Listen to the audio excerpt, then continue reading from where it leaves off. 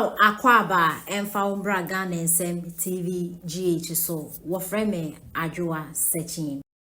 1700 or so 1707 Asante hiribi etu abremu a na ebesisi ye no menka Asante mayawo na Asante hiribi a ntwa abremu enwura chebi da ba na se tunfa babi owura chebi ochin na osaje fa mo achefuru pani ewura manhia and Shopify helps you sell. Kabum eba Asante ene achim entambiem ena 2020 abano eyedin na bisa ho se eba ne sen ene yetimi inside manhia against Dormaa ene bunu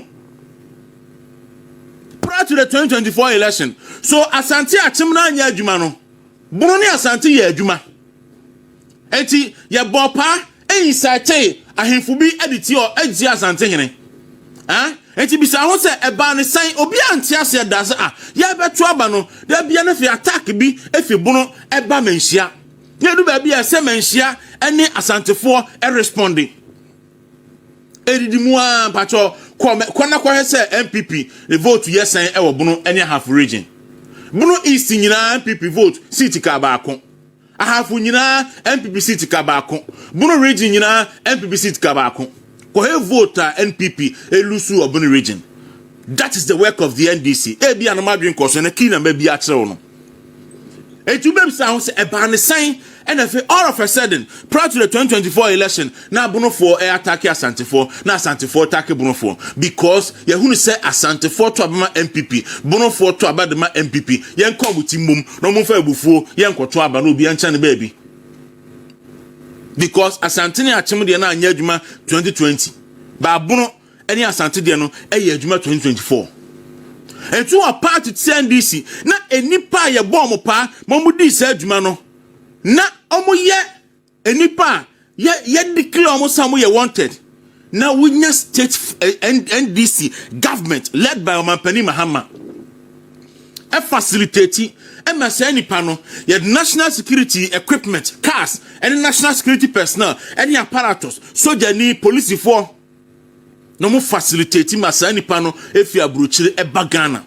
ame yeti ye na say vice president fie e ho na ye say ye na kwakotena na ye facilitate ya na ye say no ababa akono okone ye na ba na ya na kokot sam na nipa na ye jano na ene onam Ghana edidi eda eye bibia kama asembia nyine ho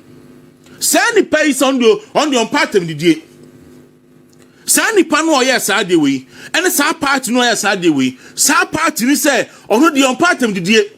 ono de ense so obi ekasetia no sa party ni wa ban mu ana ope IMF no e yo tumfo ene di nanim kom ye man IMF bailout ba sa party no ebo ni papa eme ye di otumfo atem ba sa party no ene mu mpanifo de omo so omo de on part am didie enti ensasem pipi ni bia ekasama na no etra no sa party no a ni deputy general secretary eka say Akufo-Addo ne kun ne yire Akufo-Addo de ba ebo no yire tim ekun no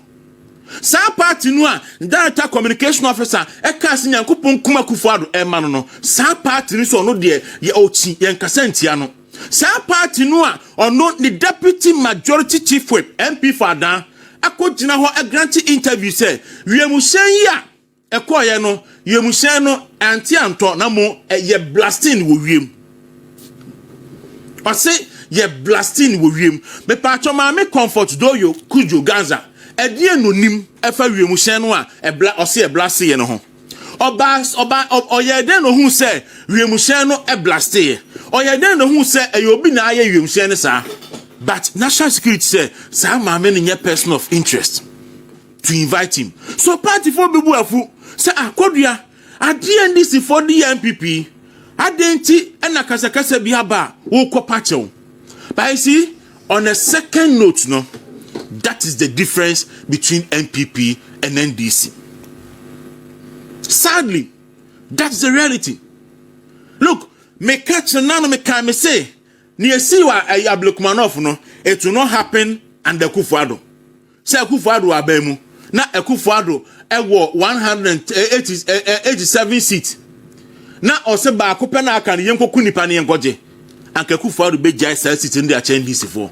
anka ba omia be jai sa seat ndi a NDC for wa ye bi pen ba Akufo-Addo NDC for MP 32 ebo krono look eye krono eye awi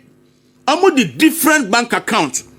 eko parliament na ese omo the different bank account so eko abemu na omo ji double salary for 4 years Akufo-Addo baba one for man too ose ontimi hwe si enfa NDC MP 32 enko gina court yeni o matem ni njeri wo mo ba ene se NDC na wa bemu na MPP MPs 100 ekra akwaji double salary a ankombe jeli o mu nyina. So that's the difference between MPP and NDC. Enti mo amohira ho no na mo nwiinwi na mo kaseti akodua no. Mo ma mohira ho kodua e show clearly say MPP ni NDC nyepe. Ose yade yensoso saa kasa no so. Yade yensoso saa nema no so.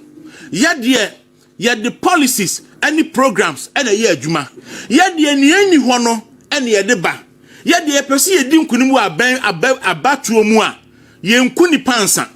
Ye pese yedi nkunimu a yenhwie mogya ngu. Ye pese yedi nkunimu a ye chairman ko bopo se yen kidnap nipa ne yanchi ni pensie. Ye pese yedi nkunimu a ne ye ne se ye the free education eto. Ne ye ne se ye the free maternal care eto. Ye the health insurance eto. Ye the digital system eto. And let me kasa ndra Bank of Ghana say or the credit rating system no afa or the be adwuma amene Ghana for NDC for a ridiculous policy opposition abraba wumia edeba no omudi ba wumia for so se beto fun 11 cedi but today the credit bureau and the credit scoring system no I shall say adwuma MPP stronghold ni say or the gold purchasing program any ho no beba or the gold coin ebeba or the gold for oil ebeba or the free education beba or the health insurance beba or the niema any hono ebeba. And that is the policy NPP at the winning election. So NPP more power microphone yatem. So the difference between MPP and NDC and no. And no achenkwa say omo bono. In fact the draw catch him na me ho. Say e kwan krom fa so che no etututuo e ne share ka mu e bo no kwan so aso no mode ne ba no na e yasefum sem enso agya ne yete ho no